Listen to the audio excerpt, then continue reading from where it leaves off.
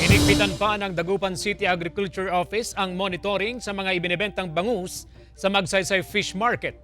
Alamin kung bakit sa report. Paiigtingin ng City Agriculture Office ang monitoring sa mga ibinebentang bangus sa Magsaysay Fish Market sa Dagupan City. Paraan daw ito para matiyak na sariwa ang mga ibinebentang bangus sa pamilihan. Kailangan na may auxiliary invoice ang mga tindera ng bangus. Mahigpit na ipinagbabawal ang pagbebenta ng tangok na bangus. Bawal yon pagkatangok at medyo natagalan na, hindi na fit for consumption.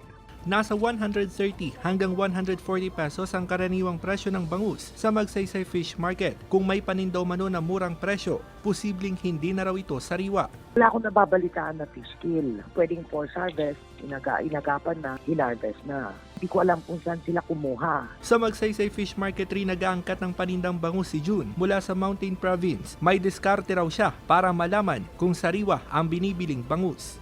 Yung tiyan niya matigas, tapos medyo hindi siya maputi. Tapos yung bangus dagupan, hindi magkaparehas yung buntot. Ay may sinusuplayan kasi akong opisina. Kailangan quality yung binibenta ko. Kasama si Henry Domencil, Russell Simorio. Balitang Amyanan.